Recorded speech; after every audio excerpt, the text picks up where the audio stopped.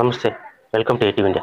అకారణంగా విధుల నుండి తొలగించిన మల్టీపర్పస్ హెల్త్ వర్కర్‌ను వెంటనే విధుల్లోకి తీసుకోవాలని సీఐటీయూ డిమాండ్ చేసింది. గత 6 నెలలుగా నారాయణపేట పట్టణంలోని అర్బన్ ప్రైమరీ హెల్త్ సెంటర్‌లో పనిచేస్తున్న హెల్త్ మల్టీపర్పస్ విధానంలో పనిచేస్తున్న నర్సింగ్ శిక్షణ పొందిన వారిని విధుల్లోకి రావద్దని మౌలికంగా డీఎం అండ్ హెచ్ఓ తెలియజేయడం దారుణమని సీఐటీయూ జిల్లా కార్యదర్శి బాలరాం విమర్శించారు. తొలగించిన వారిని వెంటనే విధుల్లోకి తీసుకోవాలని కోరుతూ శుక్రవారం రోజున నారాయణపేట జిల్లా కలెక్టరేట్ ఏఓ నరసింహారావుకు వినతి పత్రం అందజేశారు. ఈ సందర్భంగా ఆయన మాట్లాడుతూ, ఈ సంవత్సరం మే మాసంలో నోటిఫికేషన్ వేసి రూల్స్ ప్రకారం జిల్లా కలెక్టర్ గారు 200కు పైగా వచ్చిన దరఖాస్తులో 7గురిని మెమోరిటం ప్రకారం నియమించారని, నెలకు 27,000 వేతనం ఇస్తామని ఆర్డర్ కాపీలు ఇచ్చారని అన్నారు. 6 నెలలుగా విధులు నిర్వహిస్తున్న ఇప్పటి వరకు ఒక్క రూపాయి కూడా వారికి వేతనాలు అందివ్వలేదని, అదేవిధంగా 5 మంది ఉన్న ఉద్యోగాన్ని ఊడబీకడం ఎంతవరకు సమంజసమని దుయ్యబట్టారు. ఈ 5గురిని జిల్లాలో ఎక్కడైనా సరే సర్దుబాటు చేసి వారి కుటుంబాలను కాపాడుకోవాలని కోరారు. వినతి పత్రం అందజేసిన వారిలో సత్యమ్మ, కె మంజు, షేక్ మస్కాన్, వెన్నెల, బి మంజు మరియు వారి కుటుంబ సభ్యులు ఉన్నారు. నా పేరు బాలరాం, సిఐటియు జిల్లా కార్యదర్శి నారాయణపేట. ఈరోజు ముఖ్యంగా 5 మంది మల్టీపర్పస్ హెల్త్ వర్కర్స్, హెల్త్ డిపార్ట్మెంట్లో పనిచేసే వర్కర్స్ని నోటిఫికేషన్ వేసి ఈ డిస్టిక్ కలెక్టర్ గారు, అదేవిధంగా డిఎంఎడ్ఎస్ఓ ఒక నిబంధనల ప్రకారమే సెలక్షన్ చేశారు. 5వ నెలల సెలక్షన్ చేసి 6 నెలల పాటు వీళ్ళు డ్యూటీలు నిర్వహించారు. అర్బన్ ప్రైమరీ హెల్త్ సెంటర్ పట్టణ ఆరోగ్య కేంద్రంలో, నారాయణపేట జిల్లా కేంద్రంలో 6 నెలల పాటు పనిచేయడం అనేది జరిగింది. పని చేసిన తర్వాత ఇప్పటివరకు వీళ్ళకి జీతాలు రావు. అర్ధాంతరంగా ఎలాంటి నోటిఫికేషన్ ఇవ్వకుండా, ఎట్లాంటి సమాచారం ఇవ్వకుండా మీరు పని బంద్ చేయాలని చెప్పి 5 మందిని రాత్రికి రాత్రే నిర్ణయం తీసుకొని 5 మందిని పనిని బంద్ చేయడం అనేది జరిగింది. కాబట్టి ఇది చాలా అన్యాయం. ఎందుకంటే వాళ్ళు నోటిఫికేషన్ వేసిన తర్వాత ఒక పద్ధతి ప్రకారమే 200 మంది పైగా నోటిఫికేషన్ వేసిన తర్వాత వాళ్ళు అప్లై చేసుకుంటే అంతమందిలో వీళ్ళు 5 మంది, ఫార్మసిస్ట్ ఒకరు, ల్యాబ్ టెక్నీషియన్ ఒకరు, అట్లా టోటల్గా 7 మంది సెలెక్షన్ అయ్యి ఒక పద్ధతి మీదనే వీళ్ళు డ్యూటీలోకి రావడం అని జరిగింది. ఇట్లాంటి వాళ్ళని అర్ధాంతరంగా 6 నెలల పాటు పని చేయించుకొని నువ్వు ఇంటికి వెళ్ళిపో అనే పద్ధతులు 5 మంది వీళ్ళను తొలగించడం అనేది జరిగింది. అదేవిధంగా ఫార్మసిస్ట్, ల్యాబ్ టెక్నీషియన్ వాళ్ళు అట్లనే కొనసాగిస్తూ ఉన్నారు. కాబట్టి వీళ్ళని మాత్రమే తొలగించి కొత్త వాళ్ళని పోస్టులను, అంటే వీళ్ళ బదులు కొత్త వాళ్ళని తీసుకున్న అమ్ముకున్న పరిస్థితి కనబడతా ఉంది. కాబట్టి ఇది అన్యాయం. వాళ్ళ కోసం వీళ్ళకి పొట్టగొట్టడం అనేది దారుణం. కాబట్టి ఇది సరైనది కాదని చెప్పి మేము సిఐటిగా డిమాండ్ చేస్తా ఉన్నాం. డిఎంఎండ్ఓ ఇట్లాంటి అక్రమాలకు పాల్పడుతున్న కొత్తగా వచ్చిన డిఎంఎండ్ఓ పైన కలెక్టర్ గారు చర్య తీసుకోవాల్సిందిగా మేము కోరుతా ఉన్నాం. కలెక్టర్ గారు స్పెషల్ దృష్టి సారించి వీళ్ళకు జాబులు మళ్ళీ ఇవ్వాలని చెప్పి మేము కోరుతా ఉన్నాం. ఎందుకంటే కాంట్రాక్ట్ బేస్కి అయినా కూడా కనీసం సంవత్సరం పాటైనా వాళ్ళని కొనసాగించి తర్వాత వాళ్ళ పనితనంలో ఏమైనా ప్రాబ్లం ఉంటే, ఏమైనా తేడా ఉంటే మీరు ఆ రకంగా వాళ్ళని పనిష్మెంట్ కింద తొలగించవచ్చేమో, కానీ అసలు యాక్చువల్ తొలగించకూడదు. ఒక వర్కర్, ఒక ఎంప్లాయీని ఏమైనా సరి చేసుకొని వాళ్ళని పనిలో ఉంచే పద్ధతి అనేది కొనసాగించాల్సిన అవసరం ఉంది. కాబట్టి ఇప్పటికైనా కలెక్టర్ గారు ఆలోచన చేయాలి. వెంటనే వీళ్ళందరినీ రీజైనింగ్ చేసుకోవాల్సిందిగా మేము సిఐటిగా డిమాండ్ చేస్తా ఉన్నాం. లేని పక్షంలో సిఐటిగా పూర్తిగా వీళ్ళ ఉద్యమానికి, వీళ్ళ ఆందోళనకు పూర్తిగా మేము మద్దతుగా ఉంటామని చెప్పి అదేవిధంగా 6 నెలల పాటు పని చేయించుకొని ఇప్పటి వరకు ఒక్క నెల కూడా జీతం ఇవ్వలేదు. కాబట్టి పెండింగ్ లో ఉన్న 6 నెలల్లో జీతాలు వెంటనే విడుదల చేయాలి. అదేవిధంగా వీళ్ళు నిరుపేద, దారిద్ర్య రేఖ దిగువన ఉన్న వాళ్ళు, పూర్తిగా పేద కుటుంబానికి చెందిన వాళ్ళు ఉన్నారు.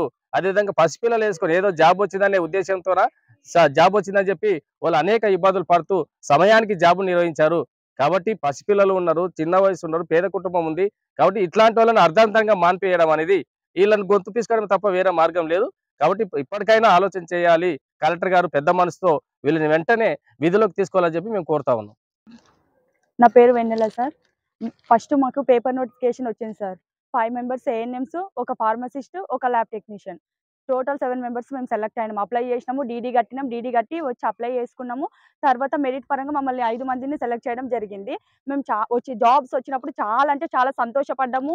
కలెక్టర్ ఆఫీస్కి వచ్చి మేము ఆర్డర్ కాపీలు కూడా చాలా సంతోషంగా తీసుకున్నాం సార్. ఎందుకంటే మేము పేదవాళ్ళం, మాకు చేసుకుంటే కానీ పొట్ట గడవదు సార్. మేము పొట్ట తిప్పల కోసం మేము అన్ని ఆఫీసులు తిరిగి మాకు విసుగు వచ్చింది. లాస్ట్ ఫైనల్ గా సార్ని వచ్చి ఎన్నో సార్లు విజిట్ చేసినాం, కలెక్టర్ సార్ని కూడా. కానీ మాకు ఎలాంటి న్యాయం జరగలేదు సార్. మేము అర్బన్ అంటే ఇక్కడ బొమ్మ దగ్గర దిగి, మేము అశోక్ నగర్ లో బొమ్మ దగ్గర దిగి మేము అక్కడ సిగ్నేచర్ చేసి మళ్ళీ నడుచుకుంటూ పీపీ యూనిట్ కి వెళ్ళాలి. పీపీ యూనిట్ లో అటెండ్ అయ్యి మళ్ళీ అక్కడ నుంచి మళ్ళీ ఫీల్డ్కి వెళ్ళాలి. ఎప్పుడు ఎక్కడ ఏ డ్యూటీలు వేసినా కానీ మేము చేసినాం సార్.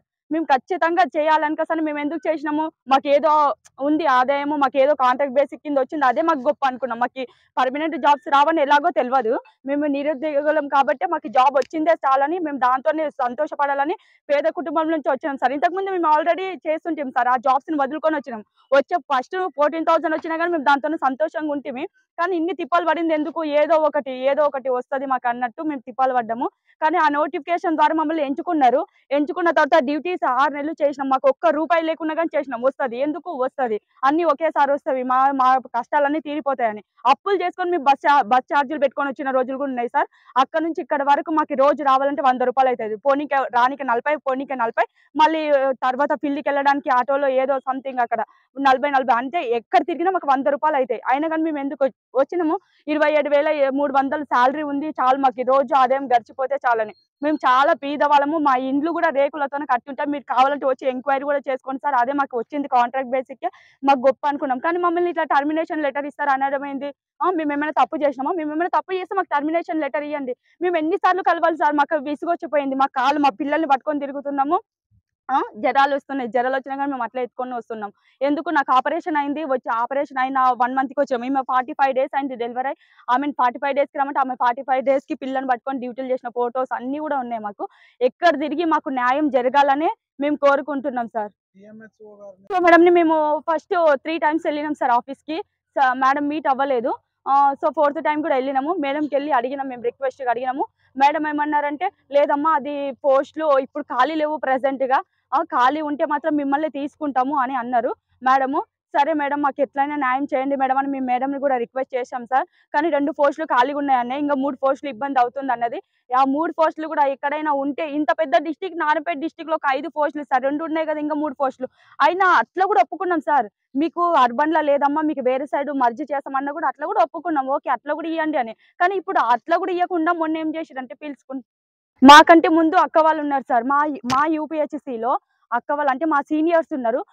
మమ్మల్ని యూపీహెచ్‌సీ కింద తీసుకున్నారు. సీనియర్‌లు గూడా ఉన్నారు. వాళ్ళకి గూడా అన్యాయం వద్దు, మాకు గూడా అన్యాయం వద్దు సార్. మాకు యూపీహెచ్‌సీ కింద తీసుకున్నారు కదా! మమ్మల్ని మా యూపీహెచ్‌సీ మాకివ్వాలని మేము కోరుకుంటున్నాం సార్. సార్ నా పేరు సత్యమ్మ. నేను అశోక్ నగర్ నుంచి సెలెక్ట్ అయినా. 5 ఏఎన్ఎం పోస్టులు 5 పడ్డాయి సార్. 2 pharmacy lab. అందుట్లో 5 మెంబర్స్ సెలెక్ట్ అయినాం కాంట్రాక్ట్ కింద. నోటిఫికేషన్ ఇచ్చిండ్రు కాంట్రాక్ట్ కింద సెలెక్ట్ అయినాము. మెరిట్ ఓపెన్‌లోనే వచ్చింది నాకిట జాబ్. ఇప్పుడు మమ్మల్ని 6 మంత్స్ వరకు జాబ్ నుంచి తొలగించిండ్రు. వేరే ఒక కాంట్రాక్ట్ జాబ్ చేస్తుంటే అది గిట రిజైన్ చేసుకొని ఇక్కడ జాబ్ చేస్తున్నా సార్. ఇది గిట పోతుంది. అందుకని నాకు చాలా బాధ అయితుంది. మాకు న్యాయం జరగాలని కోరుకుంటున్నాం సార్. నా పేరు షేక్ ముస్కాను. నేను యూపీఎస్సీ అశోక్ నగర్‌లో సెలెక్ట్ అయ్యాను. సెలెక్ట్ అయినప్పుడు కలెక్టర్ సారు డీఎంహెచ్ఓ సార్ ప్రకారం మాకు ఇంటర్వ్యూ తీసుకున్నారు. మరి పేపర్ స్టేట్మెంట్ ఏసినప్పుడు ఇంటర్వ్యూ తీసుకొని ల్యాబ్, ఫార్మసీకి కూడా సెలెక్ట్ చేసిండ్రు. సెలెక్ట్ చేసినప్పుడు మరి మా అన్ని సర్టిఫికేట్స్ వెరిఫికేషన్ చేసిండ్రు. ఒక్క సర్టిఫికేట్ లేకుంటే కూడా గెంటేసిండ్రు మిగతా వాళ్ళని. అంతమందిలో మా 5 మందికి సెలెక్ట్ చేసినప్పుడు మా 5 మందికి జాబ్స్ ఉండాలి కదా! మా 5 మందికి లేకుండా యూపీఎస్సీలో పీపీ యూనిట్‌లో ఉన్న నలుగురికి ఆ జాబ్స్ ఉన్నాయని అంటుండ్రు. నిన్న మేము కమిషనర్ ఆఫీస్‌కి వెళ్ళాము. కమిషనర్ ఆఫీస్‌కి వెళ్తే అక్కడ ఏమన్నారంటే, మీ ప్లేస్‌లో పాత వాళ్ళు నలుగురికి ఉన్నాయి జాబ్స్ అని చెప్పిండ్రు. అలా ఎందుకున్నాయని అడిగినా నేను. ఎందుకున్నాయని అడిగినప్పుడు అక్కడ ఏమన్నారంటే, మీ డీఎంహెచ్ఓ మేడం ఒకసారి బిచ్చపతి సార్ అనేది వచ్చి ఏమన్నారంటే, మీకు జాబ్స్ లేవు. వేరే వాళ్ళకు ఉన్నాయి జాబ్స్ అని చెప్పిండ్రు. అలా చెప్పినప్పుడు మేము అక్కడ కమిషనర్ ఆఫీస్‌లో సార్‌కి అడిగాము. సార్ మరి మా పరిస్థితి ఎలా అంటే, మీ డీఎంహెచ్ఓ మేడంకి అడగండి మీరు వెళ్లి అని చెప్పారు. మా డీఎంహెచ్ఓ మేడంకి అడగనీకే మాకు పరిస్థితి లేదు కాబట్టి మా డీఎంహెచ్ఓ మేడం మాకు మీట్ కూడా కారు. మా డీఎంహెచ్ఓ మేడం మాకేమన్నారంటే, మీరు రెగ్యులర్ కోసం ట్రై చేయండమ్మా. అక్క వాళ్ళకన్నా రెగ్యులర్ రావాలి. మీకన్నా రెగ్యులర్ రావాలి. మీరు చదువుకోండి, ఇంట్లో ఉండండి. మీకు రావద్దు విధులకు అని చెప్పిండ్రు. మా సాలరీస్ ఏం కావాలంటే సాలరీస్ బిచ్చపతి సార్‌కని అడగండి అని అంటుండ్రు. ఆ సార్‌కి ఎలా అడుగుతాం మేము సాలరీస్? డీఎంహెచ్ఓ మేడం అన్నా మాకు సాలరీస్ ఇప్పియమంటే అట్లా చెప్పిండ్రు ఆ విధంగా. కలెక్టర్ సార్ ఏమన్నారు సాలరీస్ ఇస్తామని చెప్పారు. ఆ సాలరీస్ ఇవ్వాలని ఇస్తామని చెప్పారు. ఎప్పటి వరకి? నవంబర్‌లోనే ఇస్తామని చెప్పారు 5 డేస్‌లో.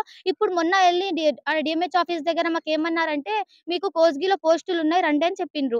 కోస్గిలో పోస్టులు బిషపతి సార్ ఏమన్నారు 30,000 సాలరీ ఉంది, కాంట్రాక్ట్ ఉంది అని చెప్పారు. మేము చెప్పినప్పుడు మేము ఒరిజినల్ ఆర్డర్ కాపీస్ ఇవ్వలేదు.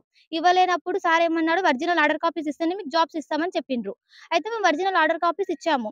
ఇచ్చినంక నేను గవర్నమెంట్ ఆఫీస్‌కి ఎళ్ళొస్తా అని గవర్నమెంట్ హాస్పిటల్‌కి ఎళ్ళొస్తా అని ఆర్ఓసి వచ్చారు.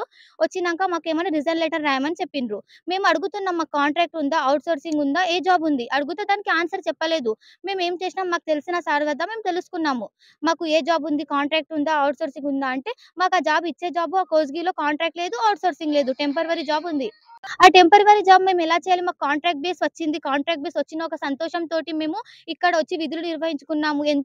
ఎంతో బీదవాళ్ళు నాతో పాటు ఉన్నవాళ్ళు చాలా బీదవాళ్ళున్నారు. నేను కూడా ఒక బీద కుటుంబం చేరిన దాన్ని. నేను ప్రెగ్నెంట్ ఉన్నా. నాకు హిమోగ్రామ్ తక్కువ ఉంటే కూడా నేను అట్లే చేస్తున్న వర్క్. అక్కడున్న అక్క వాళ్ళకి కూడా ఒక్క మిస్టేక్ లేకుండా వర్క్ చేశాం మేము. ఆన్‌లైన్ అంటే ఆన్‌లైన్, ఆఫ్‌లైన్ అంటే ఆన్‌లైన్, గణపతి డ్యూటీలంటే గణపతి డ్యూటీలకు కూడా ఎళ్ళినాను. కావాలంటే అడుక్కోండి. ఇంకేందంటే కలెక్టర్ సారే మాకు ఆర్డర్ కాపీ ఇచ్చిండ్రు. కలెక్టర్ సారే మాకు న్యాయం చేయాలని కోరుకుంటున్నాము మేము. అదే విధంగా మాకు కోస్గిల్ ఉన్న జాబ్ కాంట్రాక్ట్ ఇస్తే మేము చేసుకుంటాం అంటున్నాము. ఆ విధంగా కూడా మాకు ఇయ్యటం లేదు. ఆ విధంగానే ఇస్తే మేము సంతోషంగా కాంట్రాక్ట్ కోస్గిలో ఇస్తే మేము చేసుకోనికి ఇప్పుడు సిద్ధంగున్నాం. ఇక్కడ యూపీఎస్సీ‌లో మా నేమ్స్ ఉన్నాయి. మా 5 మందికి కాకుండా ఆ నలుగురికి ఎలా ఇస్తారు? ఒక పోస్ట్‌కి 5 మందికని వచ్చింది. పేపర్ స్టేట్‌మెంట్ కూడా 5 మందని ఇచ్చిండ్రు. పేపర్ స్టేట్‌మెంట్ 5 మందికి ఇచ్చినంక 5 మందికి ఇయ్యాలి కానీ జాబ్స్ వాళ్ళకిస్తారంటే కూడా మేము ఓకే అని ఒప్పుకొని మేము వేరే దగ్గర చేయాలనుకుంటే కూడా ఆ విధంగా కూడా మాకు అన్యాయం జరుగుతుందని మాకు న్యాయం జరగాలని మా యూపీఎస్సీ మాకివ్వాలని మేము కోరుకుంటున్నాము.